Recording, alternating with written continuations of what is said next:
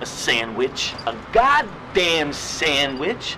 $18,000 of gold and jewels, and this guy thinks I'm gonna trade for a PBJ? I mean, where the hell are people's priorities, man?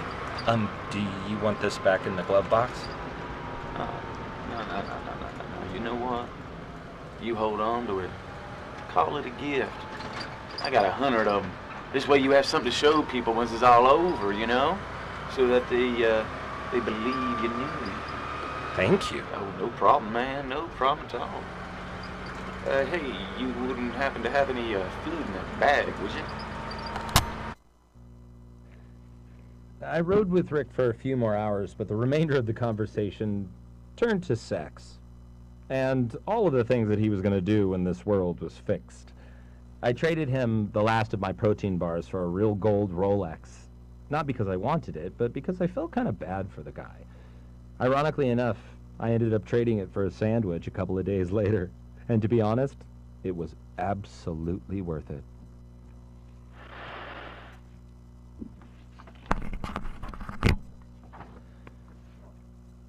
So if you're still listening, congratulations. You now know as much about all of this as I do. And like I said in the beginning, I've tried my best to share the facts as I've found them and to leave out any bias or blame, because none of that matters anymore.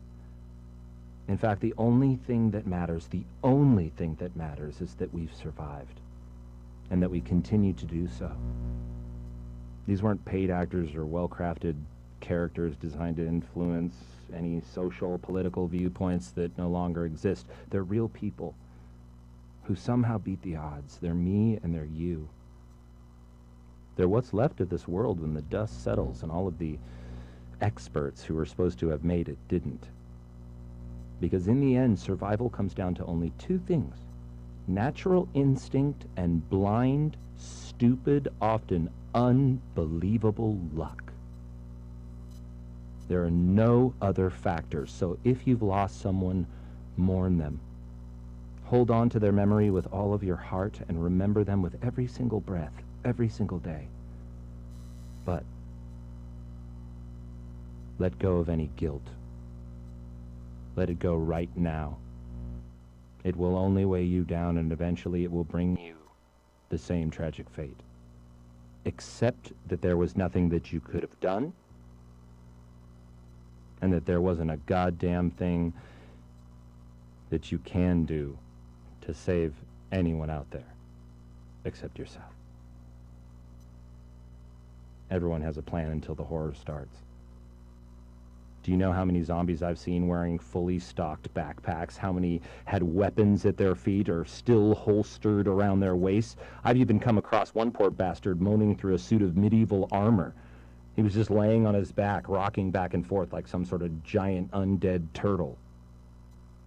You're only here because you made a saving throw that most of the world failed to make. And if you allow yourself to obsess over the ghosts of your own guilt, it will pull you screaming into the grave. Now, that being said, this message will be set to repeat every 6 hours, so if this is your first time hearing it, or more likely our first time attempting to share it, we encourage you to check back in with us just once in a while.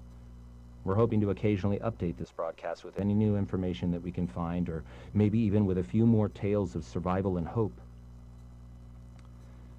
If this isn't your first time, we thank you for listening to us again, and we understand that sometimes just hearing another human's voice when things are this bad, it can help. If you check back and there is only silence, if we are gone, either from this location or this world, you need to remember you are not alone. You found me, if only briefly, and you will find others. No matter how dark, bleak, or lonely it gets out there, you have to remember and take solace in that one simple fact. You are not alone. So with that in mind, goodbye and good luck. I know that you'll make it. This is Double D signing off for now.